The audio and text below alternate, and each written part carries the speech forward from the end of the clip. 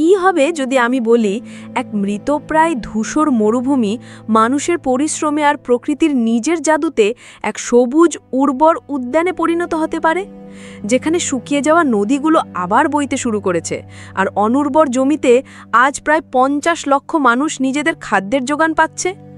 এটি কোনো রূপকথার গল্প নয়, এটি আফ্রিকার দেশ ইথিওপিয়ার বাস্তব কাহিনী। এই পরিবর্তন কোনো অত্যাধুনিক প্রযুক্তি বা বিদেশি সাহায্যে আসেনি, এসেছে সাধারণ মানুষের সম্মিলিত প্রচেষ্টা আর প্রকৃতির উপর গভীর বিশ্বাস থেকে। একসময় ইথিওপিয়া ছিল নদী, বন আর উর্বরতায় ভরা এক সমৃদ্ধশালী দেশ। ইতিহাসবিদরা বলেন দেশের 60%-রও বেশি অংশ একসময় ঘন অরণ্যে ঢাকা ছিল এবং পাহাড় থেকে বয়ে আসা ঝর্ণার জলে উপত্যকাগুলো সারা বছর সবুজ থাকত। কিন্তু প্রজন্মের পর প্রজন্ম ধরে জনসংখ্যা বৃদ্ধি, কৃষি জমির চাহিদা আর নির্বিচারে গাছ কাটার ফলে সেই সবুজ উদ্যান ধীরে ধীরে মরতে শুরু করে। গাছ কাটা পড়ল, বৃষ্টি কমে গেল আর মাটি তার আর্দ্রতা হারিয়ে ফেটে চৌচির হয়ে গেল। বিংশ শতাব্দীর মাঝামাঝি সময়ে ইথিওপিয়া তার অর্ধেকেরও বেশি বনভূমি হারিয়ে ফেলে। এর ভয়াবহ পরিণতি দেখা দেয় 1980-র দশকের দুর্ভিক্ষে, যখন খাবারের অভাবে লক্ষ লক্ষ মানুষ মারা যায়।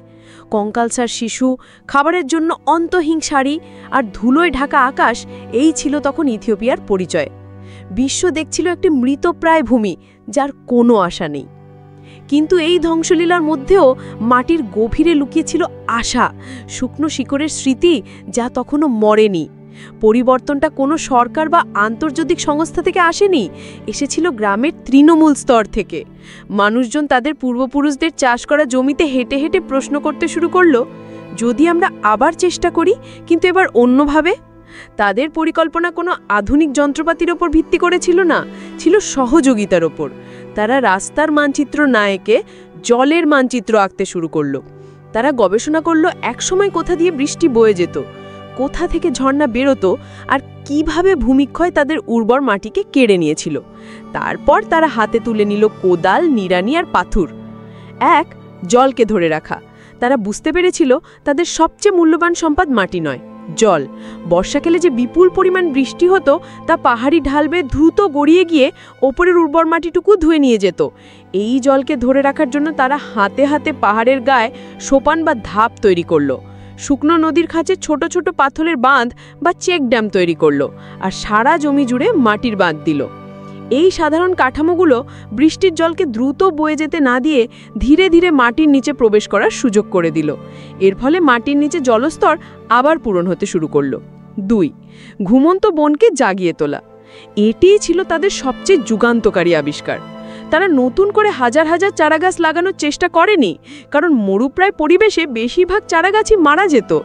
এর বদলে তারা এমন এক পদ্ধতির সাহায্য নিল যাকে বলা হয় কৃষক পরিচালিত প্রাকৃতিক পুনর্জন্ম বা FNR।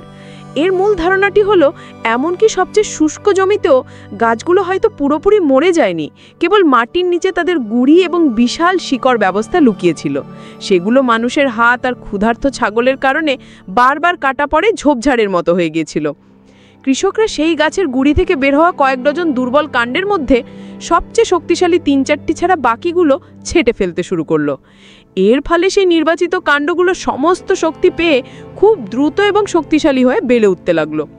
যেহেতু তাদের শিকড় ইতোমধ্যে মাটির গভীরে ছিল, তাই নতুন চারাগাছের মতো তাদের জলের জন্য সংগ্রাম করতে হয়নি। কয়েক মাসের মধ্যেই সেগুলো কচি গাছের মতো দেখতে হলো, আর কয়েক বছরের মধ্যে সেগুলো পূর্ণাঙ্গ গাছে পরিণত হলো। ফলাফল এক অবিশ্বাস্য রূপান্তর। এই দুটি পদ্ধতির ফলাফল ছিল অলৌকিক। যে জমি একসময় ধুলোর মরুভূমি ছিল তা আবার সবুজ শস্যে ভরে উঠল। যে নদীগুলো বইতে ভুলে গিয়েছিল সেগুলো আবার জীবন্ত হয়ে উঠল। হম্বরের কাছের পাহাড়গুলোতে যে 13টি প্রাকৃতিক ঝর্ণা শুকিয়ে গিয়েছিল তার মধ্যে 6টি এখন সারা বছর ধরে প্রবাহিত হয়। নতুন কোনো চারা না লাগিয়েও বিস্তৃত গাছের গুঁড়ি থেকে হাজার হাজার হেক্টর বনভূমি আবার জেগে উঠেছে। কৃষকদের ফলন বেড়েছে, আয় বেড়েছে, আর যেই ভূমি একসময় মৃত ছিল তা এখন শুধু গাছপালা নয়, আগামী প্রজন্মের জন্যও জীবন ধারণ করে। ইথিওপিয়ার এই নীরব বিপ্লব আমাদের মনে করিয়ে দেয় যে প্রকৃতির সবচেয়ে বড় শক্তি হলো তার নিজেকে মেরামত করার ক্ষমতা। আমাদের কাজ শুধু তাকে সেই সুযোগটা তৈরি করে দেওয়া। দ্রুত সমাধান আর দামি প্রযুক্তির প্রতি আচ্ছন্ন এই বিশ্বে ইথিওপিয়া আমাদের শেখায় যে সত্যিকারের পরিবর্তন আসে ধৈর্য, স্মৃতি, সহযোগিতা এবং সম্মিলিত ইচ্ছার শক্তি থেকে।